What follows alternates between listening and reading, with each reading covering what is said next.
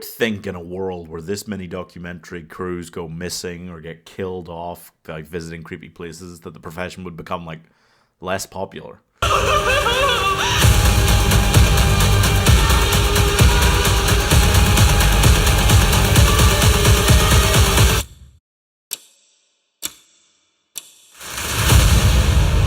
Okay, so let me try to explain this film. It's the film with Origins in the title, which is actually a sequel or kind of borderline spin-off to the Hell House franchise, not a prequel, which had been deteriorating for years on the back of 2 sequels to the original that were just badly acted and crazed plots. And yet somehow, this is not only amazing, not only the best in the entire franchise, it's also arguably one of the scariest movies I've ever seen, and, without a doubt, my favourite found footage horror film. House LLC Origins, the Carmichael Manor, these titles are getting ridiculous. It stars another group of relatively unknown actors, but they are without a doubt the best this franchise has gotten its hands on yet, as Margot, her girlfriend, and her brother, the 3 of them, go to stay at the Carmichael Manor for 5 nights at Carmi's.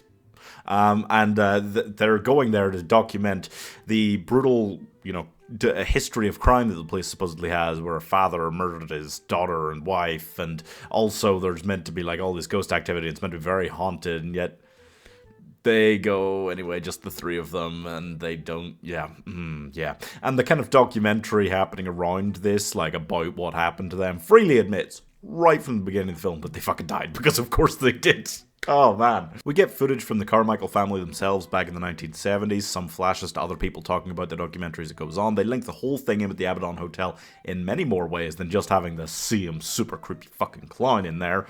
So there really are several different sets of actors in this film, and yet they are all, like, really good compared to anything you've had before in this franchise. Even the first one, where they were, like, fine, but they were not, like, amazing. These actors are great, and I've still, like, never heard, I don't think, of any of them, really. So it is got all of this stuff going on, and it's still a fairly tight runtime.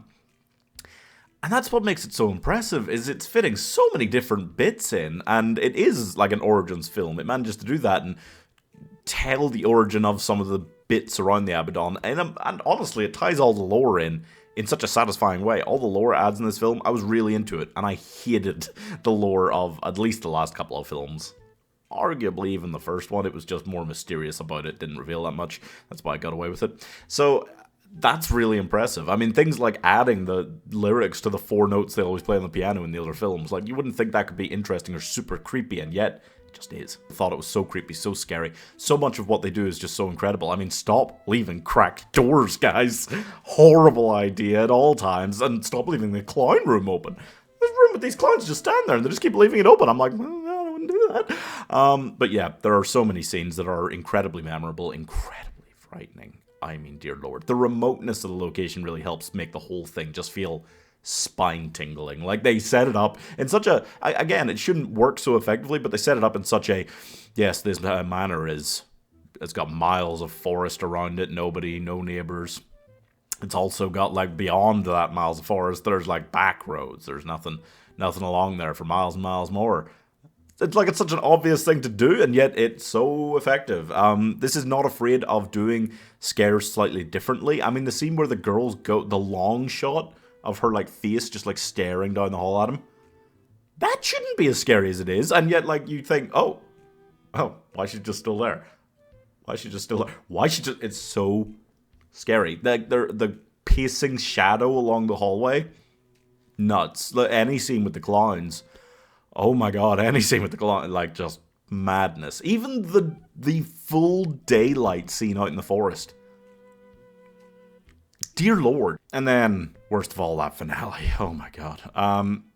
Just nothing that they do, nothing that they cut away to ever makes you feel like you're leaving that impending sense of doom. Like, this film really does genuinely grip you with the cold iron fist of fear, like, right in your chest, that just means you can never be warm, you can never be comfortable while watching this film. It's such a...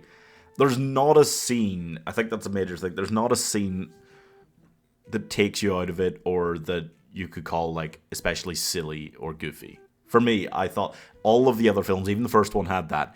The first film I do really genuinely enjoy a lot, but this is on a different level. It's such a permanent sense of just dread hanging over you the entire time. It is one of the scariest films I think I've just ever seen. It's incredible. It's so well done. And for what is still like a fairly cheaply made horror series, I mean, damn. And thank you for not trying to do CGI this time, like at all. It's a bad idea. It's a really bad idea. I'm giving The Scariest Clowns in Cinema, you heard me, 4.5 stars. A half prequel, half sequel, half spin-off to a franchise that's only really had one good film before this. In the horror genre, like, you just would never imagine it. It's like Nightmare on Elm Street 3 being randomly one of the better horror films ever.